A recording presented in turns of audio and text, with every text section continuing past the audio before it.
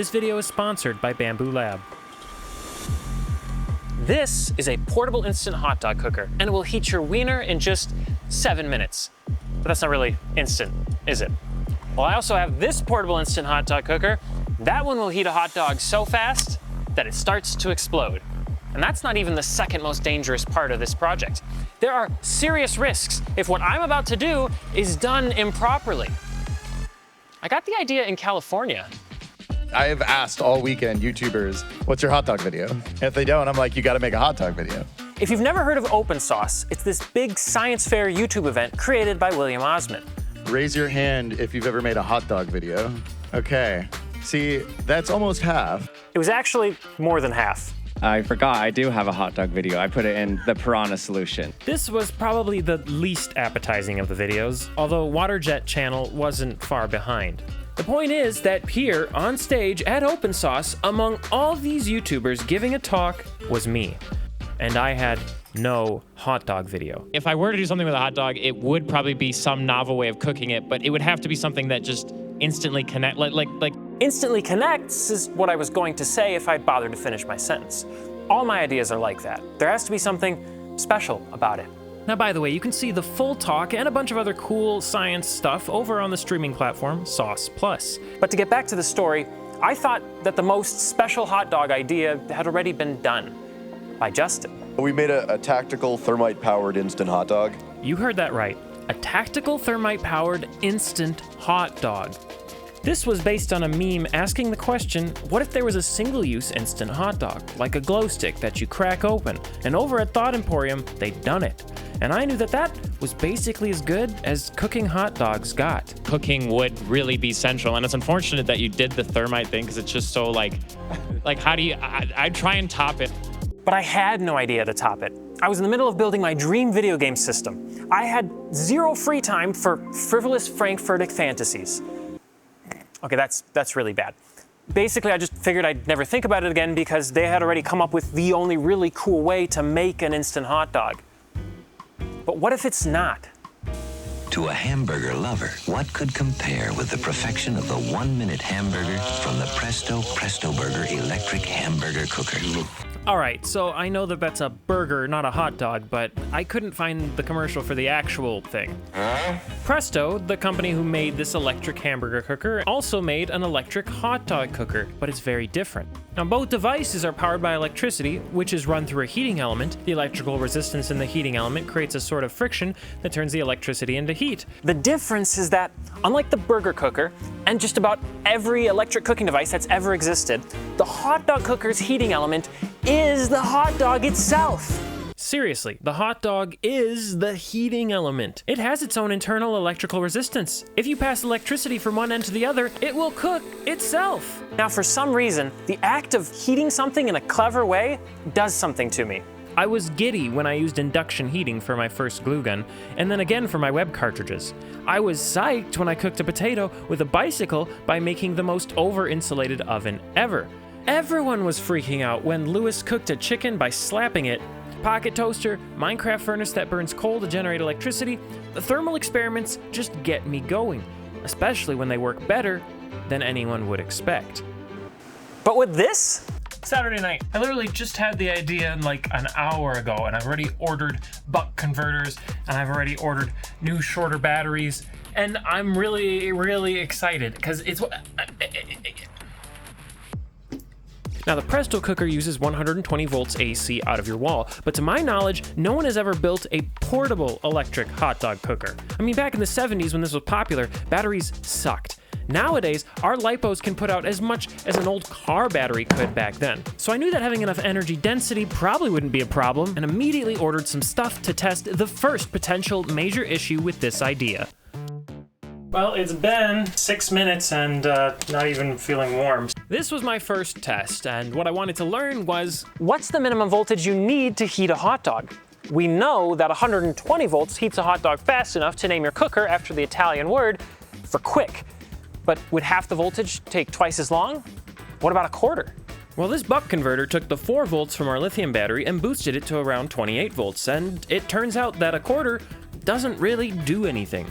But man, wouldn't it be cool if the portable hot dog cooker was like super portable? I'd love it to have this thing be just barely bigger than a hot dog itself. That would be that would be so cool. Unfortunately, as we reached 6 minutes, my 40-volt converter was also not really warming it either. The problem with these buck converters is that the higher the voltage you need, the bigger and more expensive that they get. So the sweet spot was this reasonably sized, reasonably priced 250 watt 50-volt converter. That still was not enough.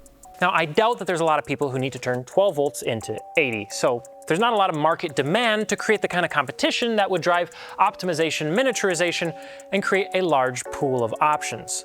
But a lot of people need to turn 12 volts into 120 volts AC. I feel like this could be the one. This could be the one that actually cooks the dog. So, the hot dog for all the neighbors who may be overhearing me. So I hooked up a 12-volt LiPo to the inverter, plugged in the dog, and waited. Something was once again definitely happening, but it still wasn't enough. And then I finally got it. These wires are thick enough to handle way more voltage and way more current than is needed to roast a hot dog, but the amount of current that is able to pass from the wires through the hot dog might be significantly limited by the amount of surface area between them.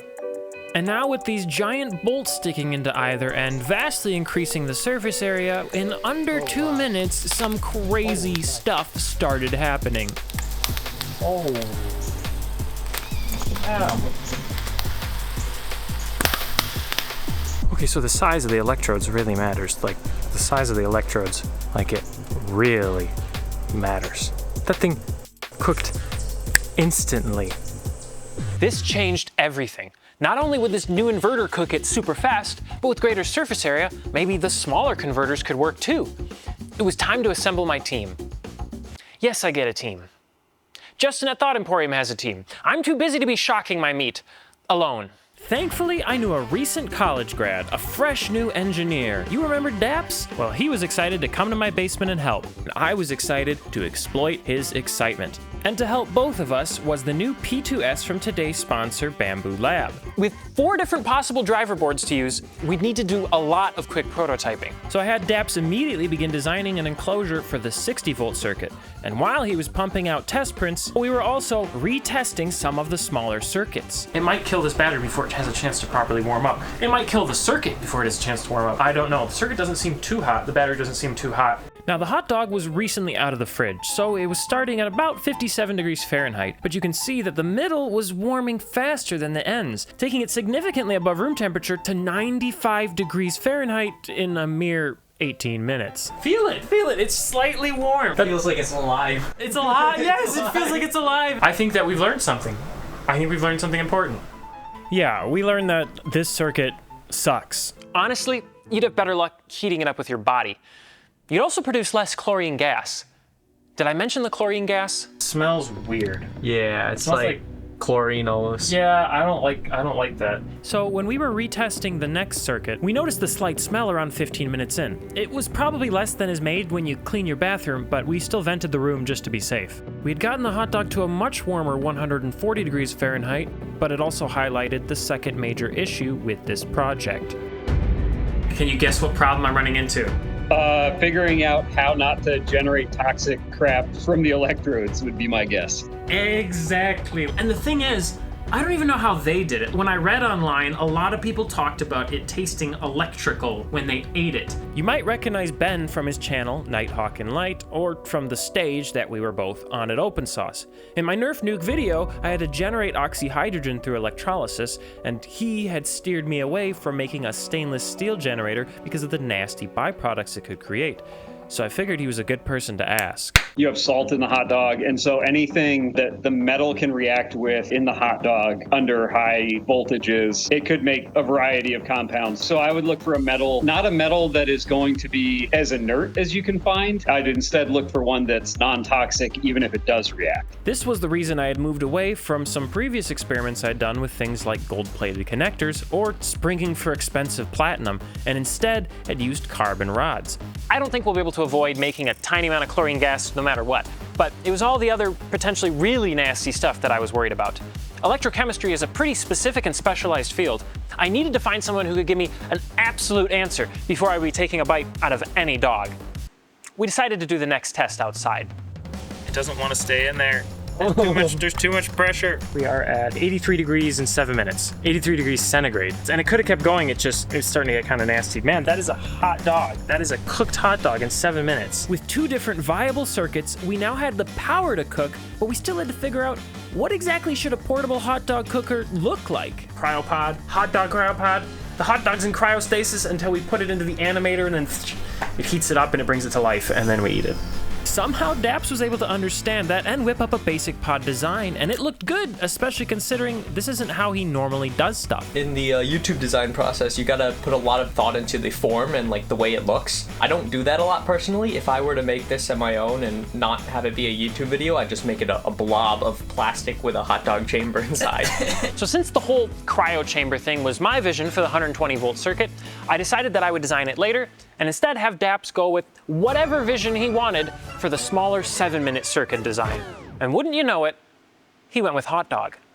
The wiener has to be held by some sort of an enclosure that lets you see it while it's cooking. So while mine would have a cryopod cage, Daps had a mustard cage. It's a really clever thought, or maybe it's really deranged.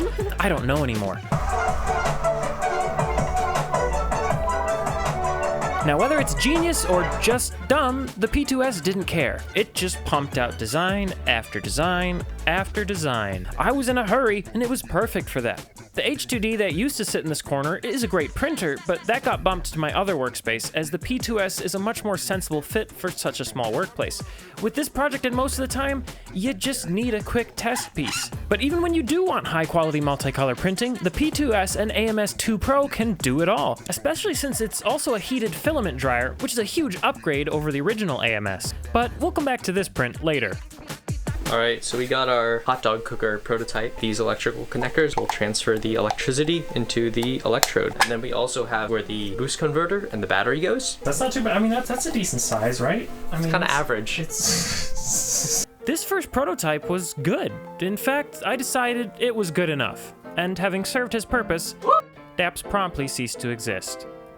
Now, the electrodes. I did have some lab-grade carbon rods on hand, but the old carbon rods had been really messy. I also had started removing the electrodes from the Presto cooker, but I have no idea what these are made of or how safe they actually are given the time period in which they were made. I did also start sending emails to my local university trying to track down some electrochemistry experts who could give me some solid answers.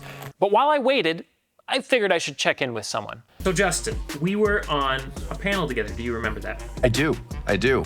Talked a lot about hot dogs. What if I told you that I may have come up with a way to top it? Does it involve explosives? It's not combustive. Well, we've already had somebody who slapped a thing until it's been cooked. This is the one with the 2 electrodes, isn't it? Yes. Oh no. Oh no. What kind of chemicals am I creating inside this hot dog with these electrolytic reactions? Oh yeah, no, it's making all kinds of nasty. That's the other reason I wouldn't want to eat it, you know? Now, he might not be an electrochemist, but he did have an idea. Magnesium. That's what it should be. Because magnesium is food. If it breaks down, it'll just form like magnesium hydroxide, which is milk of magnesia, which they give it to you as a laxative. That's the only byproduct that can be created. Pretty much. Now that is pretty much what worries me. Justin's a smart guy. Ben's a smart guy. I'm clever enough and I can read things on the internet, but if any of us is compositionally even one molecule off, then who knows what mystery substance I could be putting into my body. So I guess I'll just hope for answers from the university, order some magnesium rods, and forge ahead with the cryopod. It's a good feeling when you wake up in the morning and you own a bamboo printer because it's like there's presents waiting for you. Check this out. Oh yeah, very cool.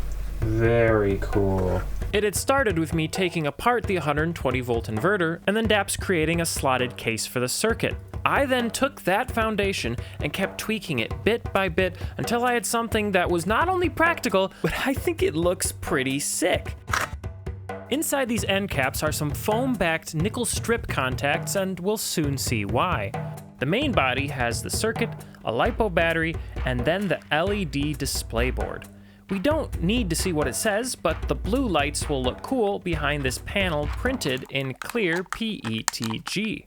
We got a new cap printing for this guy with the USB cutouts in it as we speak right now. This cover has USB cutouts because this inverter has built-in USB charging, and I figured, hey, who doesn't want to top off their phone while they wait for their hot dog? I had also made some tweaks to DAPS's design and pumped out another test print to see how it would all fit.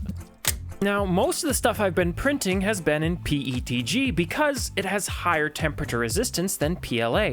The great thing about the P2S is that because it's enclosed, I can even print in ABS for even higher temperature resistance. It's an incredibly versatile and user-friendly little printer, especially with the bigger touchscreen, quick swap nozzle system. Heck, I've been so busy I kept forgetting to set up my time-lapse camera, but that's not an issue since their built-in camera and improved lighting already make really nice time lapses. Plus, its high frame rate is great for remotely monitoring your prints on your computer or even your smartphone. Now, the cryopod for my design is like a separate cartridge. You load the hot dog onto the electrodes, and those electrodes make contact with the nickel strips when you load the cartridge into the main body. This means that I can make a variety of cartridges with whatever electrode materials I want inside of them for experimentation. And it also means that I was ready for my first rough test.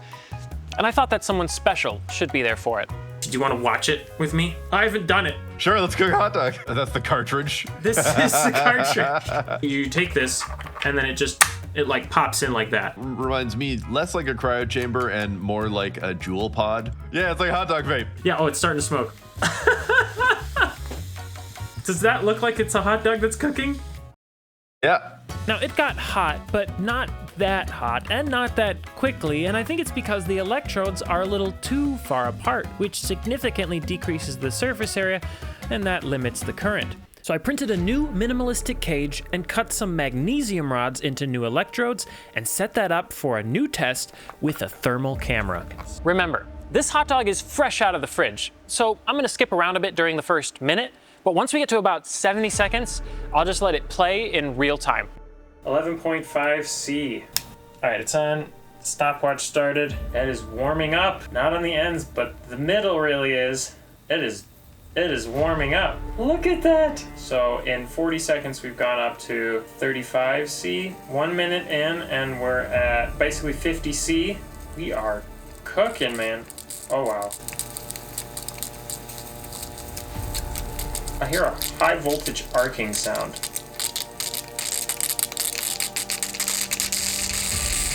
It is really going nuts on this thing. So, a minute and a half and we're at 80 C. A minute and a half to reach 80 C. Jeez Louise. It's almost at 100 C. A minute and 40 seconds. A minute 45. We're at 100 C now. We're at 100 C now in under 2 minutes. Whoa, jeez, Dad, turn it off, turn it off, turn it off. That was so fast. It just was like, that worked really well. It smells good too. It smells like hot dog. I don't know if they leached any crazy compounds in there. Now you probably want to know what this tastes like, and I think I might just be able to do that.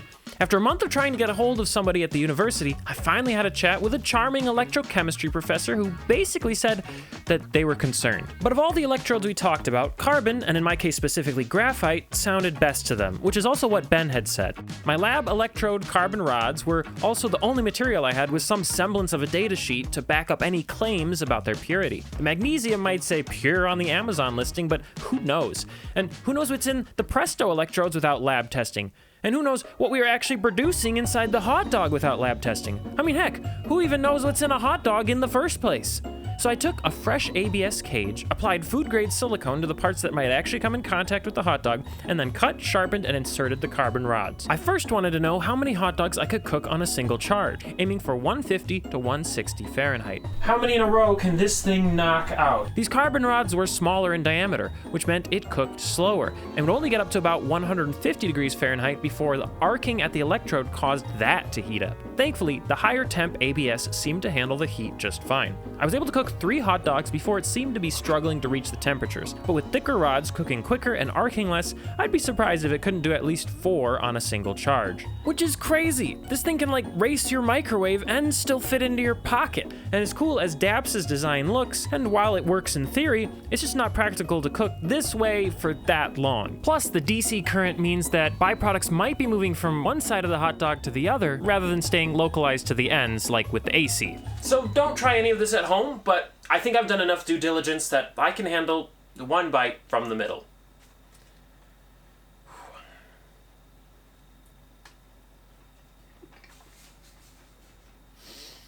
I think I've done enough due diligence that I can handle 2 bites from the middle.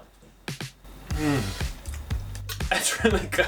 I mean, I did buy really nice hot dogs for this test. Not only did these hot dogs have a simple list of ingredients, but they were also slightly longer, which meant they covered the full electrode. And because they could receive more current, it caused them to reach a perfect 160 Fahrenheit internal temperature in just 90 seconds. I'm gonna take a bite of the end, but I'm not gonna swallow it just to be safe, but I wanna see how it tastes.